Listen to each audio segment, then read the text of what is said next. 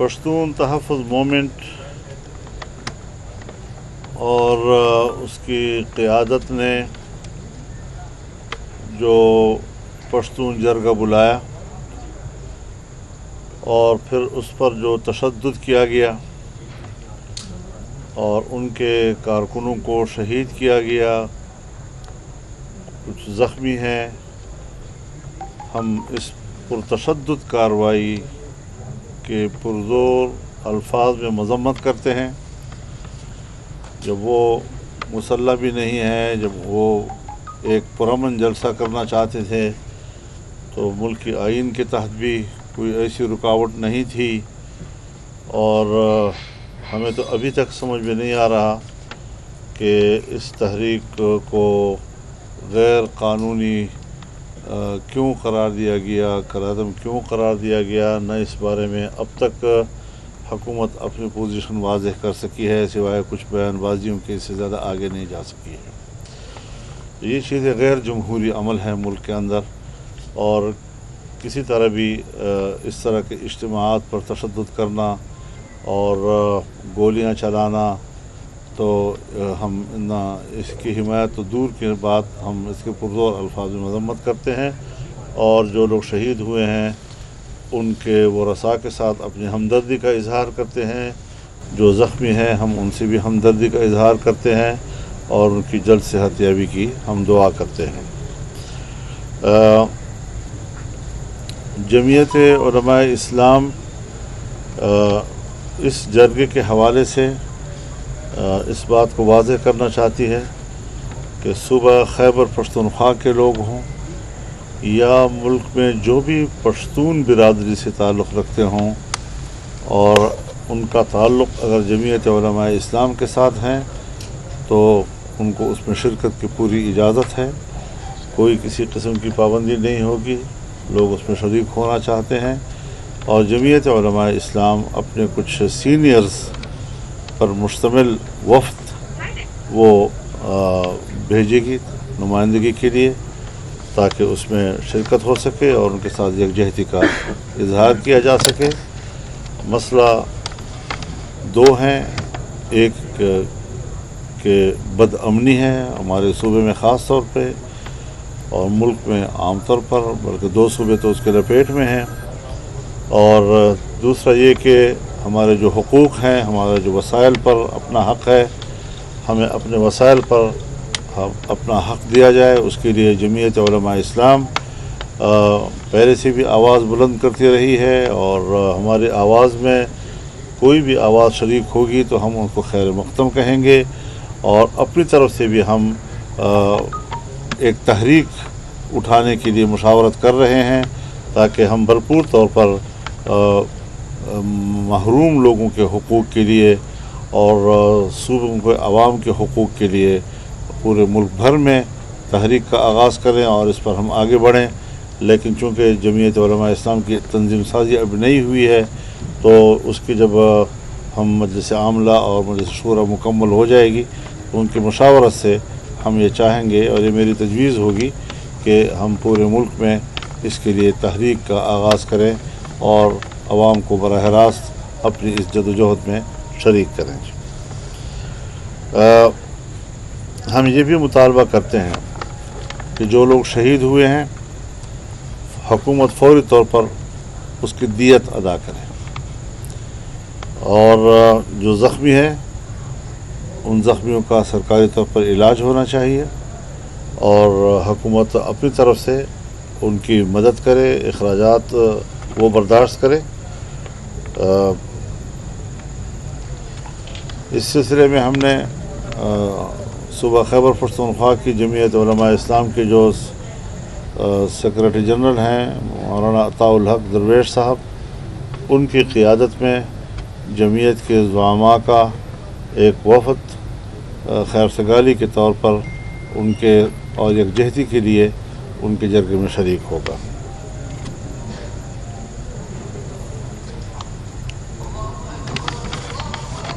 تو یہ آج ہم نے اناؤنس کرنا تھا۔ سینئر وفد میں جو ہے وہ کتنے لوگ شامل ہوں گے جو جائیں گے؟ جی سینئر وفد جو آپ کہہ رہے ہیں اس میں ان کی تعداد کتنی ہوگی، کتنے لوگ ہوں گے؟ انشاءاللہ کوئی 10 تک 10 तक लोग शामिल हैं। इंशाअल्लाह। मौलाना साहब ये तो ठीक है आपका इशू कभी का सीरियस इशू है। आईनी तरमीम पे लोग सुनना चाह रहे हैं कि मुसविदा मिला पीपल्स पार्टी को बिलावल साहब भी आए थे।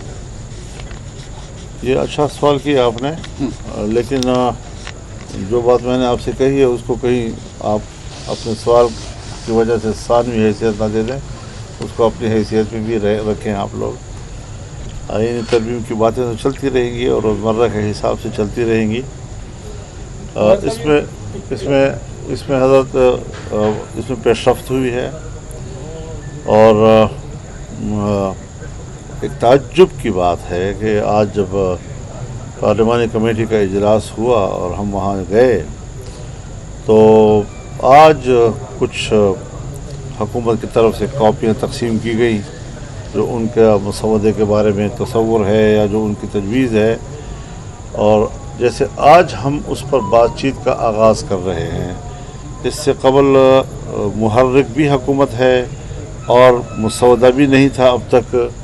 आज ही अरकान कमेटी को उन्होंने कॉपियाँ तकसीम की हैं, तो ज़ाहिर है कि हमारे वकला उसको देखेंगे। और हमने तजवीज़ ये किया है कि चूँकि बिलावल साहब इससे पहले भी 1-2 मरतबा आ चुके हैं, आज भी वो तशरीफ़ लाए हैं, और हमने इस बात पर इत्तेफाक किया है कि जमीयत उलमाए इस्लाम और पाकिस्तान पीपल्स पार्टी वो एक मुत्तफ़क़ा मसवदे की तरफ आगे बढ़ें, और उसके बाद फिर ज़ाहिर है कि हुकूमत की दूसरी जो इत्तेहादी हैं उनको भी उस मसवदे के बारे में एतमाद में लिया जाए, और अपोजिशन की दूसरी जमातों को भी हम सब मिलकर तो एक इत्तिफाक़ राय की तरफ हम जाना चाहते हैं। और उसके लिए हमारी तरफ से तो एक इत्मीनान दिया गया है कि हम एक बहुत ही मुनासिब मसवदे पे इत्तिफाक़ कर सकते हैं, बशर्ते कि वो हमारे तजावीज़ को कबूल करें। हुकूमत ने जो इब्तिदा में हमें एक मसवदा यहाँ काले थैले में मुहैया भेजा था, और जब हमने उसका मुताला किया था तो वो ना आइन का तकाज़ा पूरा कर रहा था, ना जमहूरियत का, और ना आइनी और जमहूरी इदारों का, ना अदलिया का, तो हमने मुस्तरद कर दिया था। और हम अभी भी अपने मौक़िफ़ पे कायम हैं, और हम कोशिश कर रहे हैं कि जो काबिल एतराज़ मवाद है उसके अंदर उसको मुकम्मल तौर पर साफ़ किया जाए, और जिस पर इत्तिफाक़ राय हो सके कि जिससे आइन में इस्लाहात आएँ, अदलिया में इस्लाहात आएँ, न ये कि हम बिगाड़ पैदा करें। हमने 18वीं तरमीम के ज़रिए से भी माजी के जितने बिगाड़ थे आइन के अंदर उनको साफ़ किया था, लेकिन उसके बावजूद 19वीं तरमीम के ज़रिए से अदालती इस्लाहात में जो पार्लिमान का किरदार था उसको ख़त्म कर दिया गया। हम ये भी तजवीज़ कर रहे हैं कि आइनी 19वीं तरमीम को ख़त्म किया जाए और वापस 18वीं तरमीम को बहाल किया जाए, जिसमें कि जजों के तकर्रुर और सीनियरिटी की बुनियाद पर हो, कारकर्दगी की बुनियाद पर हो, सेहतमंदी की बुनियाद पर हो। तो जहाँ कमीशन का एक किरदार होगा अदलिया के कमीशन का, वहाँ पार्लिमान का भी एक किरदार उसमें आ जाएगा, और इस तरह निज़ाम में एक एतदाल और तवाज़ुन पैदा किया जा सकेगा। मौलाना साहब ये बताएं कि आप समझते हैं कि आप और पीपल्स पार्टी जेयू और पीपल्स पार्टी का जो मुसविदा कानून है और वो जो आप इख्तिलाफ करते हैं, आपने हुकूमती मुसविदा मुस्तरद किया, तो हुकूमत आपकी इन तरामीम के ऊपर आमादा हो जाएगी? तो पेशरफ्त इसी तरफ हुई है और हो जाएगी, हमारी उम्मीद है। लेकिन इस पर ज़रूर अब हुकूमत को अंदाज़ा लग जाना चाहिए कि हमारे मौक़िफ़ को अवाम में पज़ीराई मिली है, और आम तौर पर मुल्क के अंदर जो तासुरात हैं हुकूमत भी उससे आगाह है कि पब्लिक ने भी हुकूमती मुसवदे का तो तसव्वुर है, हालांकि उनके सामने तो मुसवदा मौजूद नहीं है, लेकिन उस तसव्वुर ही को मुस्तरद कर दिया, और जो हमने मौक़िफ़ दिया और जिस हद तक भी दिया हमने, तो उसको अवाम ने पज़ीराई बख्शी है। मैं समझता हूँ कि जो पार्लियामेंट अवाम की नुमाइंदा है, तो अवाम के मिजाज को और आवाम के नब्ज़ को उन्होंने पढ़ लिया होगा, समझ लिया होगा, और हमें आवाम के ख्वाहिशात को नज़रअंदाज नहीं करना चाहिए, ना हम उसके मुतहम्मिल। मौलाना साहब ये बताएं कि पश्तून तहफ़्फ़ुज़ मूवमेंट के हवाले से आपने बात की, تو پہلے سے جب یہ مسئلہ ہو رہا تھا ان کو شہید کرنے سے پہلے، کیا پہلے مذاکرات نہیں ہو سکتے؟ دوسرا سوال یہ ہے کہ پاکستان تحریک انصاف جب ان کے ساتھ آپ کے ساتھ بیٹھی ہے اور آپ کے ساتھ بات کری ہے مسلسل، تو اگر ان کو کچھ اعتراضات ہیں اس مسودے کے بارے میں تو اس کے ساتھ کس طرح چلیں گے؟ تو یہ باتیں تو دونوں میں نے کہہ دی ہیں آپ سے.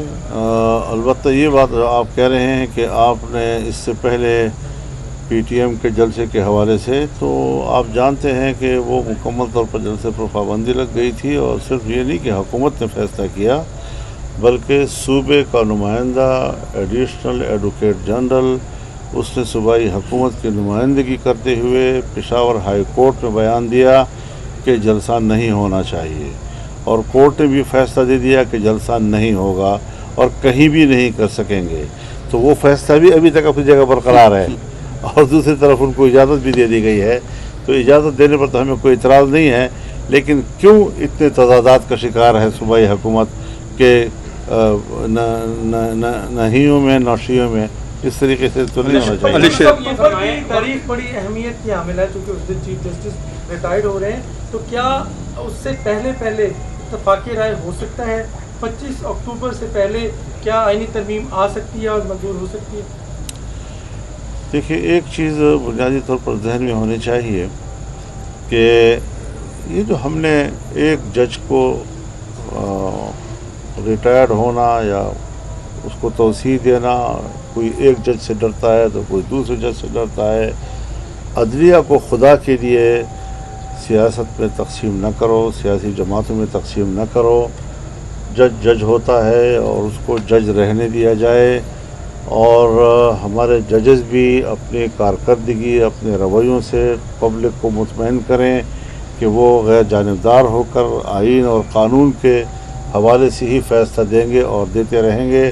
لہذا 25 اکتوبر اور 25 اکتوبر کی باتیں ریٹائرمنٹ کی تو ہے، تو ٹھیک ہے، ریٹائر ہو جائیں گے، لیکن یہ ہے کہ نظام تو چلنا چاہیے اور نظام میں توازن پیدا کرنا ہے. ہم نے بھی عدلیہ کا اعتماد بحال کرنا ہے اور عدلیہ نے بھی قوم کا اعتماد بحال کرنا ہے. آپ نے آج کہا کہ پہلی مرتبہ حکومت نے کچھ کاپیاں تقسیم کی، کیا وہ حکومت کی طرف سے وہ ایک کمپلیٹ مسودہ تھا جیسے پاکستان پیپلز پارٹی نے پیش کیا؟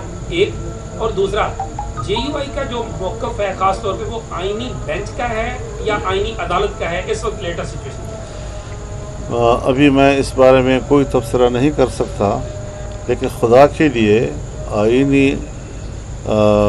عدالت ہو یا آئینی بینچ ہو، یہ دونوں ایک دوسرے کے متبادل ہو سکتے ہیں، اور اس پہ اگر ہمارا تنازع ختم ہو سکتا ہے تو یہ اتنا بڑا ایشو نہیں ہے.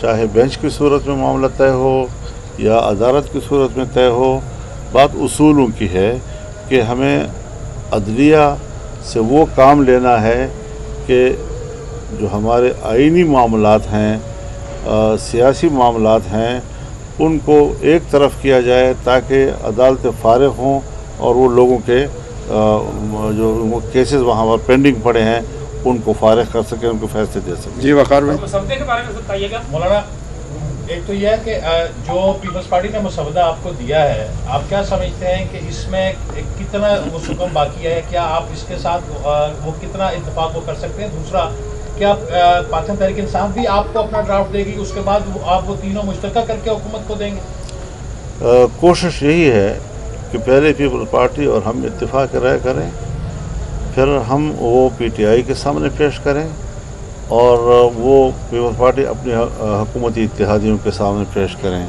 ترتیب تقریباً یہی طے ہوئی ہے اور اسی پہ ہم کام آگے بڑھا. کتنا ٹائم لگے گا مولانا اس میں اندازہ؟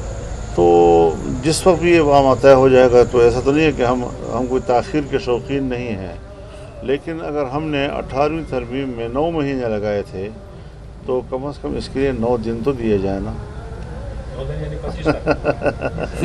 پھر 25 آ گئی.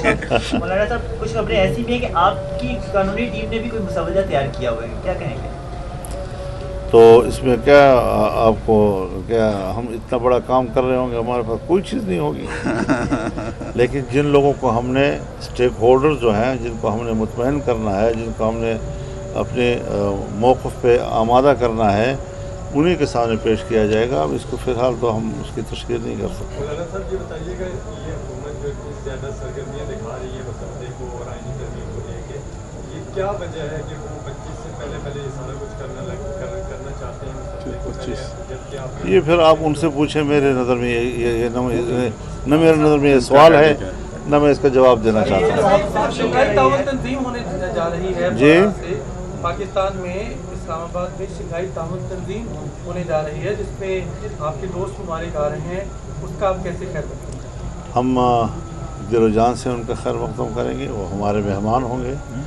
पाकिस्तान की सरज़मीन उनका इस्तक़बाल करेगी। और इस मौके पर मैंने इसीलिए अपील की थी कि जब वो सरबराहान यहाँ पर मौजूद हों, यहाँ पर वो कॉन्फ्रेंस करें, तो हमें कौमी सतह पर एक यकजहती का इजहार करना चाहिए, क्योंकि जो एतमाद माजी में उनका मुतासर हुआ है और उसको नुकसान पहुँचा है, उस एतमाद को हम बहाल करने में किरदार अदा करें। तो हमने ये बात ज़रूर अपोजिशन से भी की है कि वो इन अय्याम में कोई मुजाहरे ना करें, और उसके बाद भी हमें मौके मिल सकते हैं। कोई ज़रूरी नहीं है कि हम उस वक्त में, जबकि सिक्योरिटी के मामलात भी उनके हैं, हुकूमत भी वहाँ पर उनकी मेज़बानी में मसरूफ़ होगी, और इस दौरान में हम मुजाहरे करेंगे तो इसका अच्छा मैसेज नहीं जाएगा। हज़रत ये बताएं, ये फरमाएं कि ये जो आज़म नज़ीर तारड़ साहब ने कहा है कि हमारे पास नंबर गेम हुई है, वो आपको शामिल करके कह रहे हैं या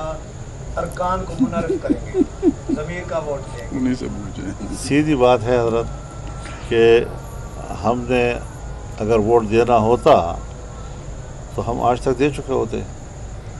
ये मामला उसी दिन ख़त्म हो जाना चाहिए था।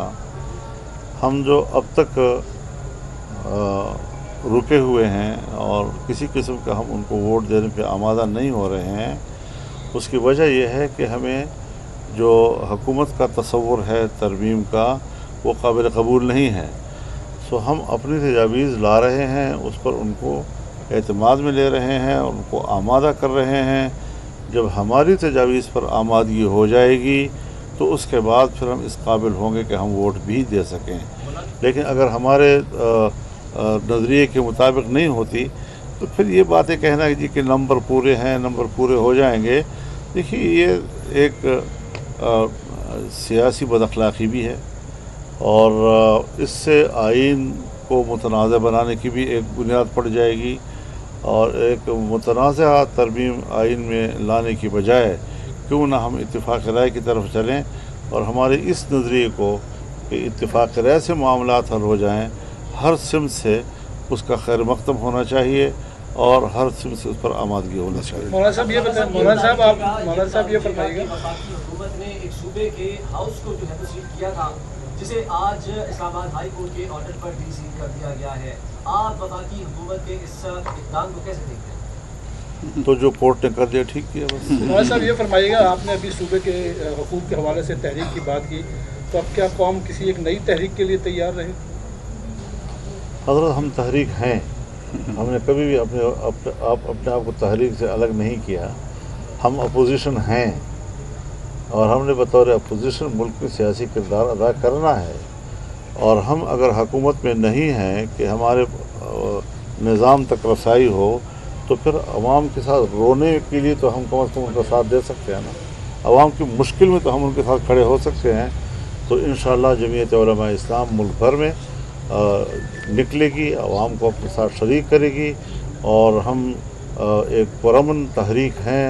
हमने साबित किया है कि जमीयत उलमा कौम की वो पुरअमन क़ुव्वत है कि जिसको हर सतह पर हमेशा सराहा गया है, और हम हमेशा अमन के हवाले से मुल्क और कौम के और बल्कि बैनुल-अक़वामी बिरादरी के एतमाद पर भी पूरे होते हैं। ठीक है जी बस।